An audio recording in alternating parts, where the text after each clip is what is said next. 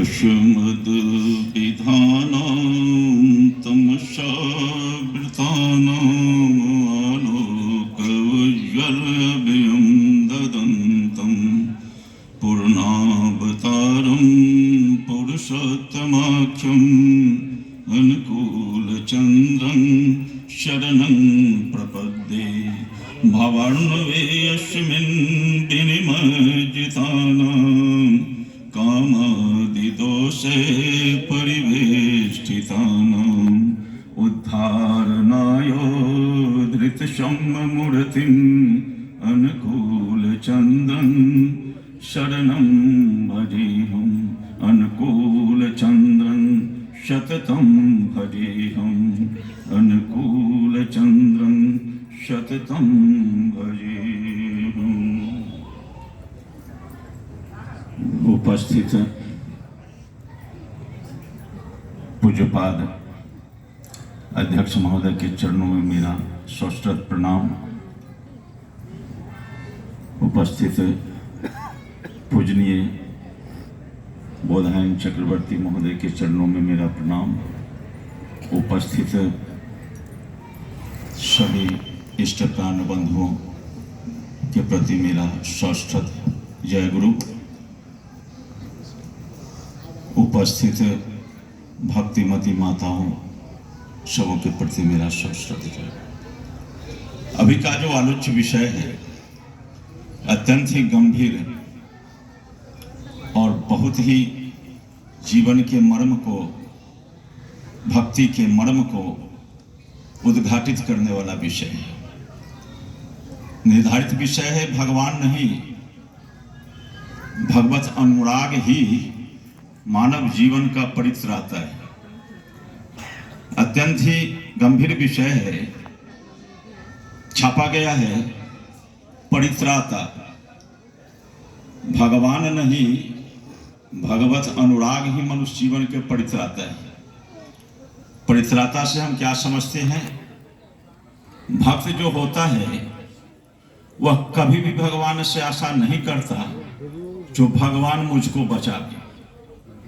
भक्त की एक ही लालसा और एक ही आशा रहती है जो जीवन जाने पर भी हम उनकी सेवा करते रहें, उनको हम बचा करके रखें, उनका परिपालन, परिपोषण, परिरक्षण मैं करता रहूं।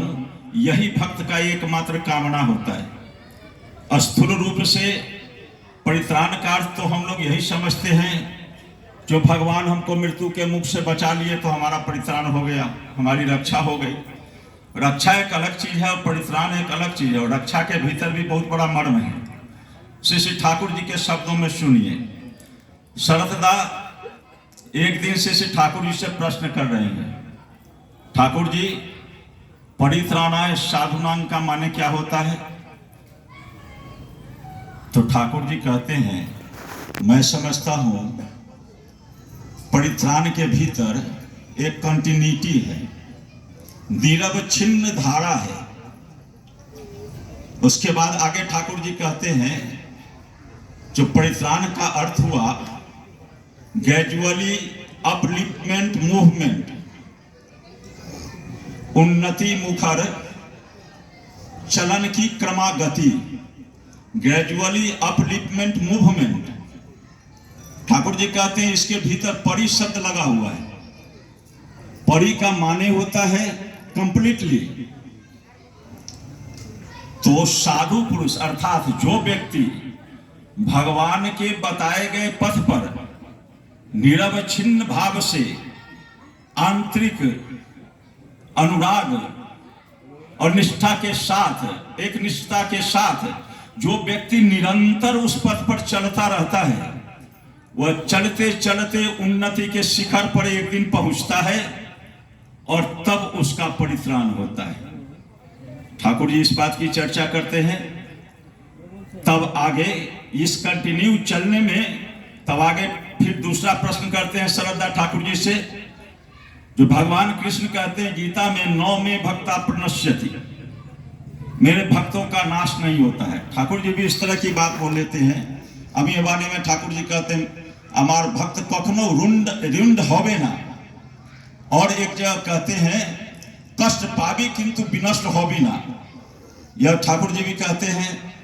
तो शरद ठाकुर जी से पूछते हैं जो नौ में वक्ता प्रणश्यति का अर्थ क्या है। तो ठाकुर जी कहते हैं जो मैं समझता हूं, जो मेरा जो भजन करता है उसका नाश नहीं होता है। किस तरह से नाश नहीं होता है? तो जो भक्त होता है मेरा, जानते हो किस तरह से नाश नहीं होता है? ठाकुर जी स्वयं आगे कहते हैं, जानते हो किस तरह से नाश नहीं होता है? मेरा जो भक्त होता है वह मेरा भजन करता है। अर्थात भजन करने का अर्थ अभी आप सुने, परिपालन परिपोषण परिरक्षण करते हुए इष्ट का चलता है, भगवान का चलता है। भजन करने का माने कीर्तन गाना, झाल बजाना, यह भजन का एक अलग स्वरूप हुआ या नाम लेना हुआ, लेकिन भजन का मुख्य स्वरूप है भज सेवायाम से भक्ति शब्द की निष्पत्ति हुई है, जिसका माने है जो परिपालन परिरक्षण परिपूर्ण करते हुए इष्ट का वह चलता है।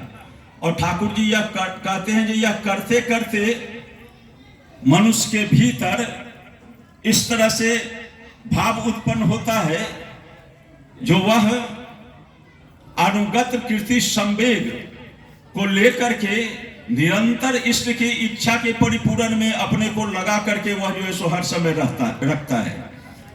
निष्ठानुगत कीर्ति संवेग का माने क्या हुआ? तो ठाकुर जी इसका एक जगह विश्लेषण करते हुए कहते हैं जो इष्ट के पथ पर चलने में जो बाधा आती है, उस बाधा का अतिक्रमण करते हुए उत्समुखी चलन की योग्यता को हासिल करना। इष्ट के पथ पर चलने में जो बाधा उत्पन्न होती है, उस बाधा को अतिक्रमण करते हुए उत्समुखी चलन की योग्यता हासिल करना, यही है निष्ठानुगत कीर्ति संवेग। ठाकुर जी कहते हैं मेरा भक्त जो होता है वह निष्ठानुगत कीर्ति संवेग को लेकर के मेरी इच्छा की पूर्ति के लिए हर समय वह जो है सो लगा रहता है, और साथ ही साथ उसी के अनुसार वह जो है सो परिवेश भी तैयार करता है। लोक संग्रह भी निष्ठानुगत कीर्ति संवेग समन्वित परिवेश का वह निर्माण करता है जो उसके बचने का सुदृढ़ आधार होता है। इसीलिए वह जो है सो उसके जीवन का नाश नहीं होता है। मेरा नाश जब तक नहीं होता तब तक मेरे जो हैं उसका नाश नहीं होता है। इसका क्या माने हुआ मेरा नाश नहीं होता? भगवान को जब तक हम अपने जीवन चलन में बहन करके उनके इच्छा पूर्ति में हम अपने आप को समर्पित करके चलते हैं, तब तक उनका नाश हमारे भीतर नहीं होता है। अर्थात भगवत भाव का नाश हमारे भीतर नहीं होता है, भगवत चलन का क्षय हमारे भीतर नहीं होता है। और जिस समय हम उनकी आज्ञा का उल्लंघन करके उनके विपरीत चलन और आचरण करना प्रारंभ कर देते हैं, उसी समय नाश को हम स्वतः अपने कर्म के मुताबिक बुला लेते हैं। उसको हमको जो है सो नाश भगवान नहीं करते हैं, बल्कि भगवान तो सबके जीवन की रक्षा करना चाहते हैं, सबों के जीवन को जो है सो उद्वर्धित करना चाहते हैं, सबों के जीवन को संवर्धित करना चाहते हैं। लेकिन हम अपने चलन के माध्यम से स्वतः जो है सो नाश को हम जो है सो आमंत्रित कर लेते हैं। तो इसी को कहते हैं जो राखे कृष्ण मारे के, मारे कृष्ण राखे के। यदि कृष्ण की हम रक्षा करते हुए चलते हैं, कृष्ण माने हुआ जो सबों के सत्ता को आकर्षित करे, उसी को कृष्ण कहते हैं। कृष्ण माने द्वापर के युगावतार ही एकमात्र कृष्ण का नाम नहीं है। कृष्ण शब्द का ही अर्थ होता है जो सबों की सत्ता को आकर्षण करे। ठाकुर जी ने कहा जो कृष्ण शब्द का अर्थ ही है जो सबों के सत्ता को आकर्षित करे। जब जब युगावतार आते हैं तो उनका दिव्य स्वरूप जो होता है, चरण जो होता है, उनकी वाणी जो होती है, वे सब के सब मनुष्य के सत्ता को आकर्षित करते रहती है। मनुष्य ही क्या, प्राणी मात्र की सत्ता को आकर्षित करती है। बहुत सुंदर एक छोटी सी जो है सो घटना को आप सुनते हैं। जो भगवान राम जब लंका के लिए गमन करने वाले थे तो जामवंत आदि जो है सो सारे सेनाओं को उन्होंने आदेश दिया जो समुद्र में पुल बांधो। जब पुल बन गया, सारे बंदर जो सो पत्थर फेंक फेंक करके विराट विराट पत्थर फेंक कर काफी परिश्रम करके पुल का निर्माण कर लिया। जब पुल का निर्माण हो गया तो जामवंत जी भगवान के निकट उपस्थित होकर के दोनों हाथ जोड़ करके कहते हैं जो प्रभु पुल तो बन गया, अब उस पार जाने का आदेश दिया जाए। तो भगवान कहते चलो मैं पहले जो है सो देखूं तो जो क्या पुल बनाया है। भगवान देखते देखते चले गए मध्य पुल पर और जाकर के एक टक देख रहे हैं, निहार रहे हैं। और भगवान के उस दिव्य स्वरूप को देखने के लिए उससे आकर्षित होकर के जितने जलचर थे सबके सब जल के ऊपर जो है सो आ गए और एक टक भगवान के स्वरूप का जी भर करके दर्शन कर रहे हैं। और दर्शन करते करते इस तरह से मुग्ध हो गए उसमें, जो शरीर की सुधि उनका नहीं रही, सारा जल आच्छादित हो गया जलचरों के पीठ से। तो भगवान इशारा कहते हैं कि बंदर सेना को जिसके पीठ पर पैर रख करके उस पार हो जाओ। तो बंदर तो थोड़ा नरखट होता है, वह सोचता है पैर कहीं रखूंगा ग्राफ से नीचे चला जाएगा तो लेते चला जाएगा हमको पानी के भीतर। तो वह पत्थर फेंक फेंक करके जो है सो देखने लगा, जो जलचर जो है वह उस चोट से मरमाहत होकर के डूबता है, भागता है कि नहीं, पानी के नीचे जाता है कि नहीं। लेकिन कितना भी पत्थर फेंका वह थोड़ा भी टस से मस नहीं हुआ, हिला भी नहीं, सबका सब उसी तरह से जड़वत स्थिर था, भगवान की ओर दृष्टि निबद्ध किए हुए। तो सारे बंदर उसके पीठ पर पैर रख करके तुरंत जो है सो इस पार से उस पार हो गए। तब अंत में जामवंत जी फिर भगवान राम से कहते हैं, प्रभु यही लीला करनी थी तो आप इतना परिश्रम करवा करके यह पुल क्यों बनवाए। तो बड़ा सुंदर जवाब देते हैं, बड़ा सुंदर जवाब भगवान राम देते हैं, देखते हो तुम मैं खड़ा कहाँ हूं, मैं खड़ा उसी पुल पर हूं जो तुम्हारे परिश्रम से बनाया हुआ है। मुझे खड़ा होने का जगह जो तुमने पुल पर दिया उसी का परिणाम है जो यह जो है सो लीला तुमको देखने के लिए जो है सो मिला है। सज्जनों, ठाकुर जी कहते हैं जो तुम्हारा महापाप है तो देर महापाप था, गोहत्या करे था कि ब्रह्म हत्या करे था कि भय नहीं, छूटे चले आए। और अंत में कहते हैं तो देर तुम्हारे हृदय अमाके एक स्थान तो दे। यदि उनको हम रखते हैं अपने भीतर, रखने का माने अपने जीवन चलन में उनको बहन करके हम चलते हैं। इसी को कहते हैं राखे कृष्ण मारे के तो कोई मार नहीं सकता है, और मारे कृष्ण राखे के जब हम अपने जीवन चलन से उनको जो है सो बाहर कर देते हैं, प्रवृत्ति मुखी चलन हमारा हो जाता है, तो हमको लाख कोशिश करने के बावजूद हम बचा नहीं पाते, वह बच नहीं पाता है, भगवान के प्रयत्न करने के बावजूद नहीं बचता है। क्योंकि भगवान स्वयं कहते हैं Shri Thakur ji, adversity there can be no adversity in the life of my disciple so long I am with them, but when they do not carry out my commands I become helpless. विपत्ति नाम की कोई चीज मेरे भक्तों के जीवन में आ ही नहीं सकती है जब तक कि मैं उसके साथ हूं। But when they do not carry out my commands, मेरे के आदेश निर्देश का जब वे पालन नहीं करते हैं, आई बिकम हेल्पलेस, मैं असहाय की तरह देखता रह जाता हूं और मनुष्य जो है सो विपत्ति के गर्त में जो है सो चला जाता है। यही सबसे बड़ी चीज है, इसी चीज को ख्याल रखने के लिए की आवश्यकता है। तो कहते हैं जो भगवान नहीं, भगवत अनुराग ही मनुष्य के जीवन की रक्षा करता है, मनुष्य के जीवन की परित्राता है। ठाकुर जी कहते हैं मनुष्य उनसे युक्त होकर के, तो आगे एक और प्रश्न है। श्रद्धा जब यह प्रश्न करते हैं 9 में भक्ता प्रणश्यति, ठाकुर जी उसके जवाब में कहते हैं निष्ठानुगत कृति संवेग लेकर के वह मेरा भक्त जो होता है वह उसी समन्वित वैसा ही एक परिवेश सृष्टि करता है जो अपने बचने के आधार को वह दृढ़ कर देता है, और मैं जब तक मेरा विनाश नहीं होता तब तक मेरे जो है उसका विनाश नहीं होता है।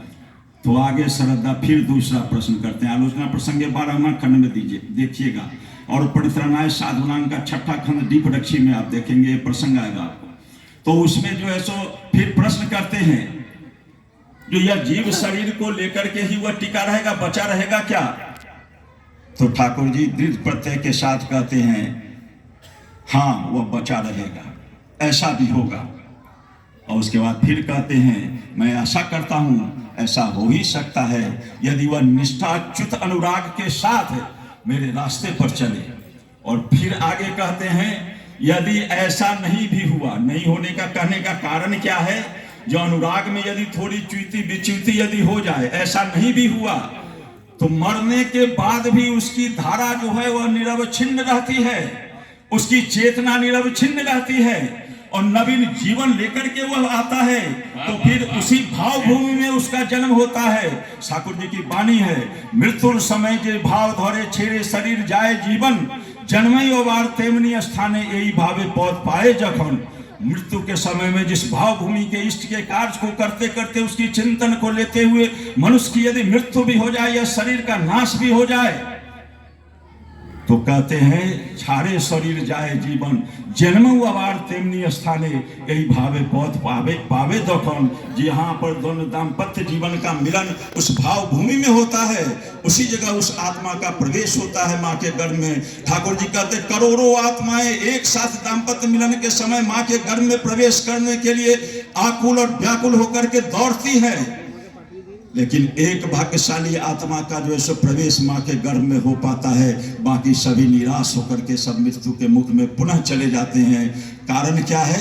जिसका ट्यूनिंग मृत्यु के समय का ट्यूनिंग उस दाम्पत्य मिलन के समय जो ट्यूनिंग के साथ मिलता है, वैसे ही विरल आत्मा माँ के गर्भ में प्रवेश करती है। इसलिए उसका पुनर्जन्म उसी भाव भूमि को लेकर के होता है और आगे का जीवन फिर इष्ट कर्म को लेकर के वह फिर आगे बढ़ता है और बढ़ते बढ़ते बढ़ते बढ़ते एक दिन उसके जीवन का परित्राण हो जाता है, अर्थात कंप्लीटली अपलिफ्टमेंट के स्तर पर वह जो सो पहुंचता है। श्री ठाकुर जी से पूछता है एक व्यक्ति, ठाकुर जी आपका जो सानिध्य लाभ किया है क्या उसको मुक्ति मिल जाती है, उसको परित्राण उसका परित्राण हो जाता है?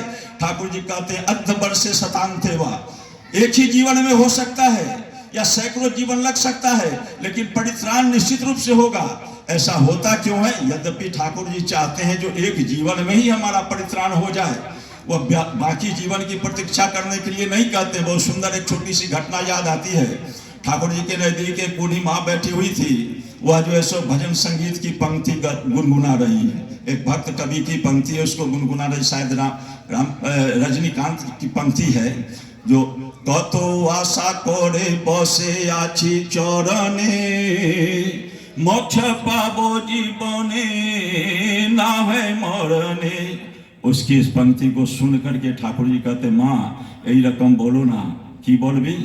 कतो आशा करे बसे आछि चरणे, मोक्ष पाबो जीवने यही जीवने। ठाकुर जी इसके बाद के जीवन की प्रतीक्षा करने के लिए नहीं लगते, लेकिन तथापि यदि इस जीवन में नहीं हम जो है सो परित्राण हमारा हो सके तो आगे के जीवन में भी कभी न कभी होगा। यह निर्भर करता है हमारे अनुराग की तीव्रता पर। अनुराग की तीव्रता जितनी गंभीर होगी हमारा परित्राण उसी तरह से उतना शीघ्र होगा। बहुत सुंदर एक कथा अपने यहाँ आई है कि एक दिन एक महात्मा एक पेड़ के नीचे बैठ करके साधन भजन कर रहे थे, गंभीर साधन भजन में लीन थे। एक दिन नारद जी उस रास्ते से चले जा रहे थे, उसका आंखें खुली, उसकी नजर पड़ी उस नारद जी पर, तो वह नारद जी के निकट दौड़ करके गया, उनको अभ्यर्थना करके अपने कुटी में लाया और ला करके उनसे कहता है जो नारद बाबा आप तो भगवान के यहाँ जो है सो जाते रहते हैं, अभी क्या उसी ओर चले हैं? तो हाँ मैं तो उधर ही जाता हूँ। तो मेरा जिज्ञासा है जरा भगवान से उसको जो है सो पूछ करके उसका जवाब लेकर के जो है सो लौटते समय आइएगा तो मुझको बतला दीजिएगा। तो कहे जी पूछे क्या जब जिज्ञासा है? तो वह कहता है जो भगवान को मेरा परिचय देते हुए कहिएगा जो जिस पेड़ के नीचे मैं बैठ करके साधन भजन कर रहा हूँ उसका परिचय देते हुए कहिएगा मैं और कितने वर्षों तक उनका साधन करूं भजन करूं जो मुझको वे दर्शन देंगे। नारद जी कहे ठीक है। नारद जी चले गए वहां बैकुंठ धाम में पहुंचे, भगवान से सारे दुनिया की सारी कथाओं को कहानियों को सुनाए। उसके बाद चलते समय कहते एक साधु प्रभु इस तरह से जिज्ञासा कर रहा था, तो भगवान उसके उत्तर में कहते हैं जाकर के उसको कह देना जो उस पेड़ में जितना पत्ता है उतना 1000 वर्ष तक और साधन भजन करेगा तब मैं उसको दर्शन दूंगा। अब नारद जी अपनी बुद्धि लगाते हैं। ठाकुर जी कहते हैं गुरु मुख होते हुए गुरु जा बोलें ठीक ठीक ताई करे जेते हैं, तार मध्य कोनो प्रश्न तुलते नहीं, कोनो बुद्धि खटाते नहीं, जे ठीक ठीक गुरुर कथा मत काज करे तार पतन होते ही पारे ना। अमीय वाणी में ठाकुर जी इसकी चर्चा करते हैं।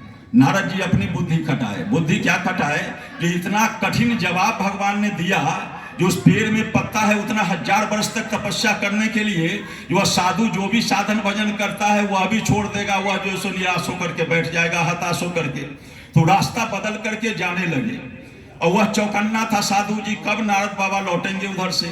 उसको दूर से ही नारद जी को जाते हुए देख लिया, उसकी दृष्टि पड़ी, वह दौड़ करके गया, उनको अभ्यर्थना करके बुला करके लाया। जो बाबा मेरा प्रश्न का जवाब आप पूछ करके नहीं आए भगवान से, तो बहुत भारी मन से नारद जी कहे जो जवाब तो मैंने पूछा है लेकिन मैं क्या बताऊं, तो क्या उन्होंने कहा, कुछ तो कहिए।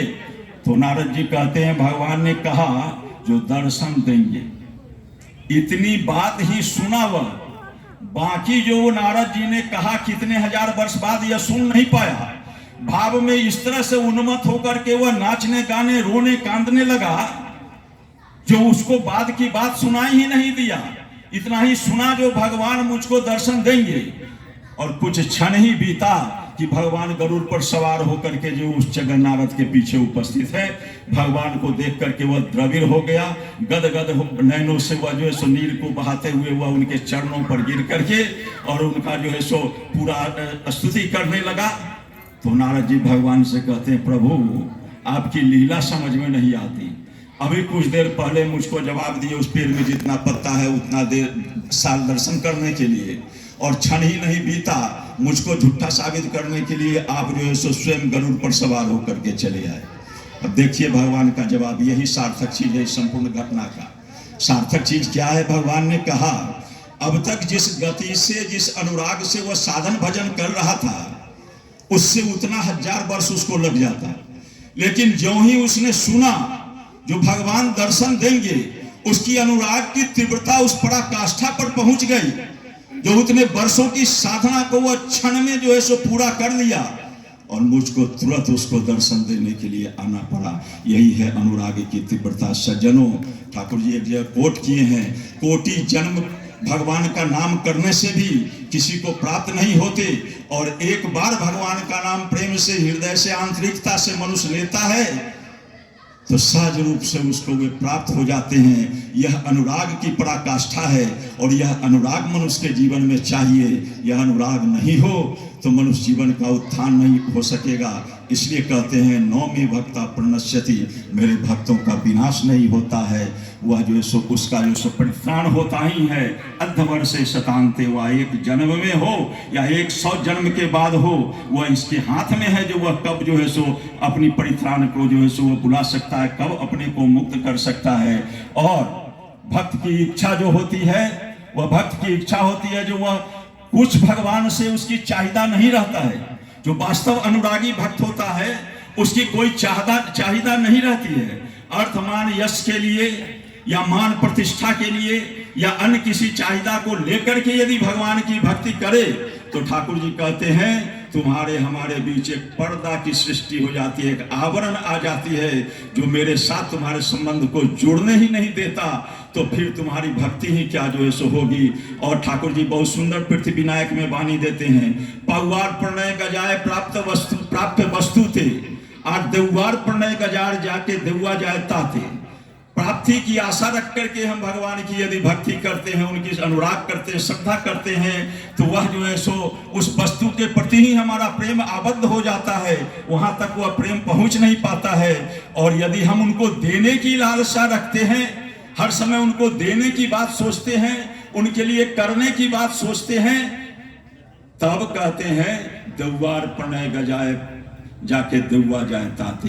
तो हमारा प्रणय वास्तव प्रेम जो है उनके साथ जो है सो जुड़ता है। इसलिए ठाकुर जी कहते हैं मूल चीज है जीवन की अनरिपेलिंग अदरेंस टू द आइडियल, आदर्श के प्रति अच्युत अनुराग यही जीवन की मूल पूंजी है। और ठाकुर जी उसके स्वरूप की चर्चा करते हुए आगे कहते हैं इस तरह का जो भक्त बहुतों के जीवन में देखा जाता है, जो ध्यान करने की खूब जो है सो उसको जो है सो शौक है, खूब जो है सो अभ्यास से ध्यान कर रहा है, खूब देखा जाता है, भाव का प्राचुर्यता उसके जीवन में देखा जाता है, और बहुत कुछ अनुभूति की रियलाइजेशन की बातें भी वह करता है। लेकिन उसके स्वार्थ पर यदि थोड़ी सी चोट पहुंचती है, स्वार्थ और मान प्रतिष्ठा पर, तो वह इष्ट को छोड़ करके वह जो है सो दिशा बदल लेता है।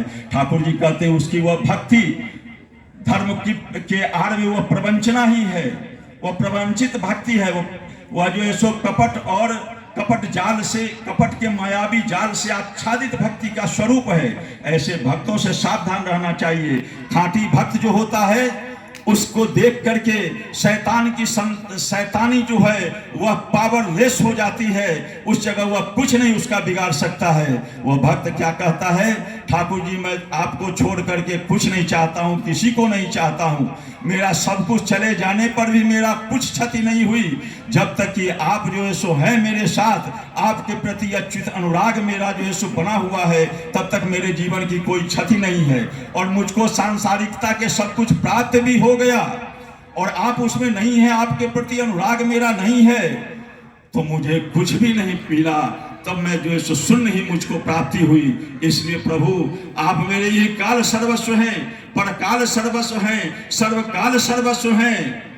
आपको प्राप्त करने के लिए मुझको जितने भी मान अपमान निर्यातन निंदा ग्लानि सहन करना पड़े, तब भी मैं जो है सो उसको सहज रूप से सहन कर लूंगा, वह भी मेरे लिए महालाभ है। ठाकुर जी कहते हैं ऐसे अनुराग का एक बूंद भी जिसके भीतर प्रवेश कर जाता है, वह उस अपने माध्यम से संपूर्ण दुनिया को माताल बना देता है, मुग्ध कर देता है, और शैतान जल करके भस्म हो जाता है। उसके निकट शैतान की शैतानी वहां नहीं चढ़ती है, उसका अस्तित्व ही वहां से विलुप्त हो जाता है। सज्जनों, यही भगवत अनुराग है जो मनुष्य की जीवन की रक्षा करता है, उसके अतिरिक्त दूसरा रास्ता नहीं है। ठाकुर जी और आगे एक जगह कहते हैं, जो भक्त जो होता है वह विपद में फंसने पर भी विपद को संपद में जो है सो बदल लेता है। विपद में फंस करके वह भगवान को पुकारता नहीं रहता है, वह कर्म करता है। इस कर्म से और बुद्धि जो भगवान देते हैं, जिससे वह विपद को संपद में बदल करके जब तक उनकी इच्छा की पूर्ति नहीं करता, तब तक वह चैन का सांस नहीं लेता है। और भक्ति का एकमात्र सर्टिफिकेट यदि आज तक मिला है तो हनुमान के जीवन को मिला है। उनके जीवन के एक प्रसंग को उद्धृत मैं करता हूँ इस संदर्भ में, जो ठाकुर जी ने जिन चीजों को उद्धृत किया है। बहुत सारे जो है सो रामायण की संख्या गिननी मुश्किल है, इतने रामायण की उत्पत्ति हुई है, लेकिन इतना शब्द अलंकार उसमें है, इतने तरह का जो है सो मनोभाव के का आरोप है, इतने तरह के व्यंजना है, इतने तरह की गंजना है उसमें जोड़ी हुई, जो वास्तविकता का हम लोग जो है सो परिचय ही नहीं पा पाते हैं। ठाकुर जी यदि नहीं होते, इस तरह का टॉर्च लाइट मेरे पास नहीं होता, तो शायद वास्तव रूप में हम लोग परख नहीं पाते जो धर्म का क्या स्वरूप है, अनुराग का क्या स्वरूप है। सभी तो यही जानते हैं जो भगवान को हर समय हम बुलाते रहें और भगवान हमारे लिए आकाश से कुछ कुछ वर्षा करते रहें, मनोवांछित फल देते रहें, तभी तो भगवान सर्वशक्तिमान है। अगर नहीं दिए तो वे शक्तिमान नहीं है। किंतु ठाकुर जी की तो दिशा ही ठीक इसकी विपरीत है। इसलिए ठाकुर जी एक जगह कहते हैं, आजकल के जो धार्मिक लोग हैं, तथा कथित धार्मिक लोग हैं, वे मुझको देख करके कह सकते वे भगवान और आदमी महापुरुष कहने की बात ही अलग है, वे मुझको जो है सो बिल्कुल धर्म के खिलाफ ही मुझको मानेंगे। तथा कथित प्रचलित धर्म का स्वरूप उसी तरह से विकृत हो गया है। तो सज्जनों, ठाकुर जी चर्चा कर रहे हैं तो माँ जानकी को हरण करके जो है सो ले गया है रावण, और हनुमान उनको मुक्ति कराने का आदेश पा करके, उनका पता लगाने का आदेश पा करके चलते हैं लंका में। लंका में जाते हैं तो वहां जाने के बाद माँ जानकी का तो सबसे पहले विस्तारित घटना है, जानकारी पता कर लेते हैं जो अशोक वाटिका में माँ जानकी उपस्थित है। उसके बाद उधर से वह जब पता हो गया, तब उसके बाद वे जो है सो रावण के बगीचा में प्रवेश करते हैं, फल तोड़ तोड़ करके खाते हैं, और जो रखवार जाता है वहां जो है सो मना करने के लिए उसको उठा उठा करके पटक करके उसका प्राण ले लेते हैं। और इतना ही नहीं करते हैं, वन को उजाड़ करके डाल को तोड़ तोड़ करके भी फेंक देते हैं। यह सब घटना की संवाद जब रावण के पास गया तो रावण मेघनाद को भेजता है हनुमान को पकड़ करके लाने के लिए। मेघनाथ हनुमान के निकट उपस्थित होते हैं और नाग फांस के द्वारा बांध करके हनुमान को लाते हैं। ठाकुर जी एक पंक्ति और उस जगह बहुत सुंदर बोलते हैं, जो हनुमान चाहते तो उसके नाग फांस में बंधते नहीं, लेकिन हनुमान इच्छा से उसमें बंध गए। क्यों बंध गए हनुमान? जो रावण के साथ वार्ता करने का यही उचित समय है उसके निकट जाने का, इसलिए सहज ढंग से वे अपने को बांधने दिए। बांध करके जब वो नाग फांस में ले जा रहा है मेघनाथ, तो रास्ते में जितने राक्षस है सभी पैर से उनको मारते हैं, कोई थूकते हैं, कोई हु करता है, कोई गाली देता है, अनेक तरह से अपमानित करता है। ठाकुर जी कहते हैं हनुमान को उसका फिक्र नहीं था जो कौन क्या बोल रहा है, उसके माथे में चिंता इतनी ही थी जो मैं तो इसके बंधन में बंध गया, लेकिन अब मां जानकी का उद्धार कैसे होगा, उनकी मुक्ति कैसी होगी, इसी चिंता में वे मग्न रहते थे। और यह होते होते रावण की सभा के निकट जब उपस्थित हुए तो हनुमान के माथे में ददामी बुद्धि जोगंतन, उनके माथे में बुद्धि आई और प्रेरणा आई। क्या प्रेरणा आई? तो वह जो सो राक्षसों को कहता है देखो जी, मैंने जितना बड़ा अपराध किया है, तुम पैर से मारते हो, थू थू करते हो, हमारी जो है सो निंदा करते हो, गाली देते हो, यह सब सजा मेरे लिए कम है। तुम एक काम करो, जो सबसे बड़ी सजा मेरे लिए होगी, जो मुझको जान से ही मार देना मेरी सबसे बड़ी सजा है। और इसके लिए तुम घर से सभी जा जा करके कपड़ा सब ढेर उठा उठा करके लाओ, और मेरी लंबी पूंछ है, उस पूंछ में लपेट करके खूब विशाल पहाड़ बना दो और उसमें आग लगा दो, उसमें जल करके हम सहज रूप से भस्म हो जाएंगे और तुम लोगों को काफी आनंद मनाने का अवसर मिलेगा। सभी राक्षस बेवकूफ हुआ, दौड़ा वही करने के लिए, वह कपड़ा ला ला करके घर घर से और बड़ा विशाल पहाड़ की तरह जो है सो स्तूपाकार वह जो है सो पूंछ में लपेट दिया और उसके बाद उसमें आग लगा दिया। जैसे ही आग की लपट उठी, सभी राक्षस उस जगह से दूर हट करके चले गए और वह जो गैप हुआ, उसी गैप से हनुमान एक लाफ में, एक छलांग में वहां से निकल गए और इस घर से उस घर, उस घर से उस घर, विभिन्न घरों पर जो है सो दौड़ते हुए, कूदते हुए चलते चले गए। सब आग से मग्न हो गया, अग्नि की लपटे में सारी घर जलने लगी। सभी राक्षस देखते रह गए, किम कर्तव्य विमूढ़ होकर के हाय हाय करते रह गए। और हनुमान यह सब करते हुए लंका वहां समुद्र में जाकर के अपनी अग्नि को शमन करते हैं। अब जरा गौर कीजिए, एक छोटी सी बात मैं अपनी ओर से जो है सो कहता हूं, जो हनुमान जी जितने तरह का अपराध लंका में किए, आईपीसी की इंडियन पेनल कोड, भारतीय अपराध संहिता का कोई ऐसा कानून नहीं है, कोई ऐसा दंड नहीं है जो हनुमान जी पर लागू नहीं हो, लेकिन तब भी हनुमान जगत पूज्य हो गए। क्यों पूज्य हो गए? तो ठाकुर जी कहते हैं जघन्यतर अपराध होक न केनो, इष्ट प्रतिष्ठा लागी, ताई जोखन है वरण सहित दृप्त जोगी। जघन्य से जघन्य अपराध भी यदि भक्त करे इष्ट प्रतिष्ठा के लिए, सहज रूप से उसको वरण कर लेता है, वही दीप्तिमान जोगी होता है। वास्तव में वास्तव भक्त और अनुरागी भक्त जो है सो वही होता है। हनुमान के जीवन में वही था। हनुमान इष्ट के लिए वे सारे चीज किए थे, इसलिए कोई अपराध नहीं हुआ। अंत में समुद्र में जाकर के आग को बुझा करके माँ जानकी के निकट उपस्थित होकर के दोनों हाथ जोड़ करके पूंछ को जो है सो हिलाते हुए मुस्कुरा रहे हैं। माँ जानकी उनके चेहरा पर देखती है, कहती है हनुमान यह क्या हुआ, मुंह कैसे जला?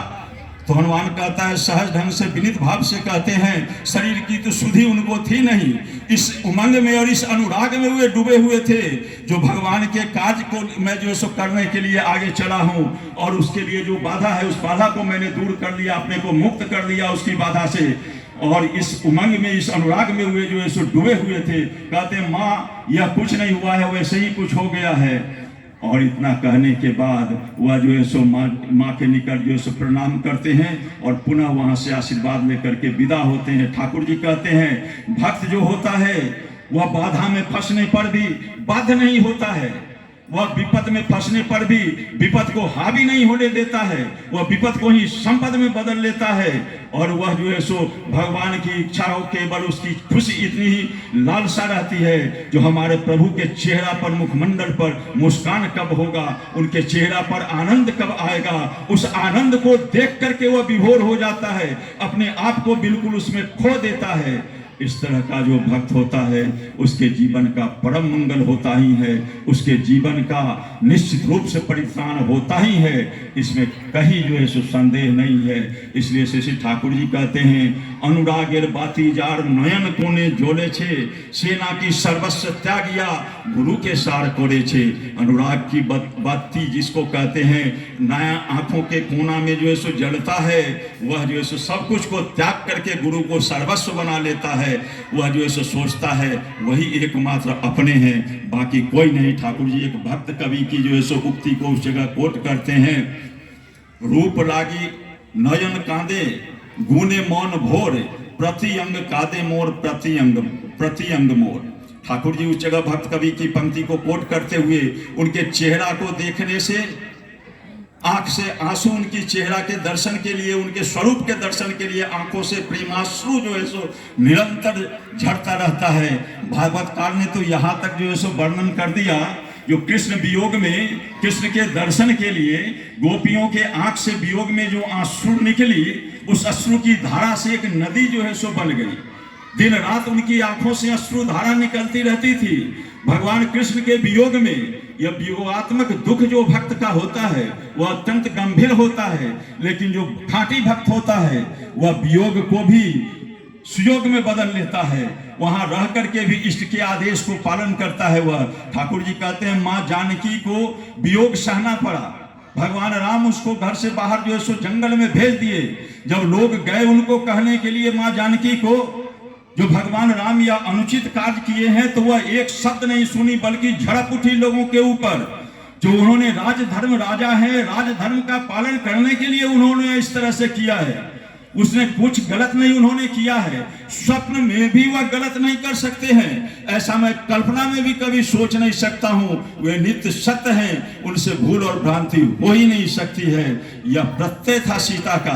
ठाकुर जी कहते हैं आगे, जो सोच करके जरा देखो, जो पति के वियोग में इतने दिनों तक जंगल में उसको वास करना पड़ा, लेकिन कैसी वह उसका स्थिर हृदय है और कितना बड़ा ठोस अनुराग है, प्राकर्मी अनुराग है उनके भीतर, जो वह अलग रह करके भी वहां से हर समय भगवान राम की ही चिंता करती है, मुख से राम की ही बात बोलती है और उन्हीं के लिए हर समय सोचते रहती है। यह कठोर निष्ठा का जो है सो प्रतीक है। ठाकुर जी कहते यही है, जिसको जो है सो भगवान की चेहरा को देखने के लिए आंखों से आंसू प्रवाहित होता है, और रूप लागी नयन कांदे गुणे मौन भोर, और उनके गुण को स्मरण करने से मन विभोर हो जाता है, आनंद में डूब जाता है। और प्रति अंग कांदे मोर प्रति अंग, और प्रति अंग अंग से जो है सो रुलाई जो है सो छूटने लगता है उनको पाने के लिए, उनको देखने के लिए। इसलिए कहते हैं अच्युत अनुरागी जो भक्त होता है वह हर समय उन्हीं की चिंतन में रहता है, उन्हीं को वो केवल चिंतन ही नहीं करता है, वह उसके लिए वास्तव रूप में कहता ही नहीं है, करता भी है, चलता भी है, सोचता भी है, सब चीज करता है। उसी तरह से यह अनुरागी भक्त का लक्षण है। और यही अच्युत अनुराग जो है वही हर समय मानव जीवन की रक्षा किया है। आज हम देखें या पूर्व के अवतारों को देखें, सभी अवतारों में भगवान नहीं, भगवत प्रेम ही मनुष्य जीवन की रक्षा करता है। मनुष्य जीवन का एकमात्र परित्राता वही है। सज्जनों, विषय तो बहुत गंभीर और बहुत ही विस्तारित है, मैं और ज़्यादा विस्तार में चर्चा नहीं करके मैं इतना ही कहूँगा, जुगावतार को हम लोगों ने जो है सो अपने जीवन में ग्रहण किया है। मनसा वाचा कर्मणा पूर्णतः जो है सो हम उनको ग्रहण करने की हम जो है सो चेष्टा करें। यह चेष्टा करते करते करते करते वह परम दयाल एक दिन हमको जो है सो उस जगह पर पहुंचा ही देगा। इस बीच में हमको बाधा नहीं होनी चाहिए किसी तरह की चाहिदा, यहाँ तक कि मुक्ति की भी चाहिदा नहीं होनी चाहिए। जो आदर्श नित्य भक्त होता है वह मुक्ति भी नहीं चाहता है, वह पुण्य भी नहीं चाहता है, वह किसी चीज की चाहिदा नहीं रखता है, वह एकमात्र चाहिदा रखता है जो भगवान कैसे प्रसन्न हो, भगवान कैसे आनंदित हो, भगवान कैसे सुखी हो। एक छोटी सी घटना को मैं चर्चा करके वाणी को विराम दूंगा, प्रसंग बहुत लंबा हो जाएगा। वर्णन आता है जो भगवान कृष्ण एक बार लीला की भक्त के अहंकार को तोड़ने के लिए। लीला क्या उन्होंने किया, जो कहते हैं जो नारद जी को जो मेरे माथे में दर्द हो रहा है, कोई व्यवस्था तो आप कीजिए। नारद जी जो है सो हर एक तरह की उपचार करके थक गए, उनके माथे का दर्द ठीक नहीं हुआ। तब जो है सो नारद जी पूछते हैं दोनों हाथ जोड़ करके, प्रभु क्या उपाय है आप ही बतलाइए। तो वह जो है सो कहते हैं भगवान जो कोई भक्त अपना चरण धूलि दे देगा तो उसको माथे में लगाने से मेरा जो है सो दर्द ठीक हो जाएगा। नारद स्वयं भक्त हैं, लेकिन उनके माथे में क्या बात आती है, जो मेरे चरण धूलि को माथा में लगाएंगे भगवान तो उनका जो है मेरा सर्वनाश हो जाएगा, मैं तो पतन के गर्त में चला जाऊंगा, पापे नरक में चला जाऊंगा। चरण धूलि नहीं देते हैं, चारों ओर भक्त से मांगते हैं। सबों की यही धारणा है भक्ति की, जो चरण धूलि लगाएंगे तो हम नरक में चले जाएंगे। तो फिर भगवान से जाकर पूछते हैं, प्रभु आपका यह चरण धूलि भक्त का कहाँ मिलेगा। जो ब्रज की गोपियों से जाकर के पूछो। गोपियों के पास जैसे ही नारद जी उपस्थित होते हैं तो गोपियां जो है सो कुछ सुनने से पहले नारद जी से 1000 प्रश्न करती है, जो मेरा कान्हा कैसे है, मेरा कान्हा कैसे है, उसको कोई असुविधा तो नहीं है, कुछ अमुक तो नहीं है, तमुक कुशल क्षेम पूछते पूछते नारद को परेशान कर दी। नारद कहते हैं जो भगवान की जरूरत के लिए ही तो मैं यहाँ आया हूँ, क्या जरूरत है उनको, तो उनके माथे में दर्द है, उसी की दवा के लिए मैं यहाँ आया हूँ। तो नारद तुम यहाँ घूम रहे हो, भगवान के माथे में दर्द है, उसके शमन का कोई उपाय तुमने नहीं किया, जल्दी बताओ क्या दवा है उसकी। तो नारद जी कहते हैं उन्होंने कहा है भक्त यदि कोई चरण धूलि दे दे और उसी के लिए यहाँ भेजे हैं तो उसको लगाने से मेरा दर्द ठीक हो जाएगा। गोपियां कुछ विचार नहीं करती है, वह जो है सो धूल में पैर रगड़ रगड़ करके इतना धूल का ढेर जमा कर दी जो नारद जी को लेकर के आना मुश्किल हो गया। ठाकुर जी की बड़ी सुंदर एक वाणी याद आती है, आचार्य निष्ठ के स्वर्ग नर्क तुक्ष करे सेवा पटु जी। वही आचार्य निष्ठ है जो स्वर्ग की कामना नहीं रखता है, नर्क में जाने की कामना नहीं रखता है, किसी और चीज की कामना नहीं रखता है, केवल इष्ट की सेवा में अपने को संपूर्ण भाव से समर्पित कर देना ही एकमात्र उसके जीवन की लालसा होती है, वही सार्थक भक्त होता है। सज्जनों, यह अनुराग हमारे जीवन में आएगा, उसका साधन उन्होंने जो दिया है, सदगुरु को शरण में जाकर के उनको सद दीक्षा के माध्यम से स्वीकार करके मनसा वाचा कर्मणा अर्थात अनुराग के साथ जजन जाजन इष्ट वृत्ति करते हुए हम जो है सो चलें और प्रतिदिन अपनी दिनचर्या का आत्म विश्लेषण करते हुए और आत्म संशोधन करते हुए हम चलें, तो इसके माध्यम से ही धीरे धीरे कर्म से कर्म जो हम लोग जो है सो परित्राण के उस चरम शिखर पर पहुंचेंगे, उन्नति के उस चरम शिखर पर पहुंचेंगे और हमारा परित्राण होगा ही। तुम्हार तृप्ति स्वस्थ पोषण विश्व तुम्हार जय गान, ताई जनो है साधना ताई हो हमारा अभियान। इन शब्दों के साथ में परम पिता के रातुल चरणों में आप सभी लोगों की मंगल कामना करते हुए वाणी को विराम देते हैं। बहुत साधुवाद।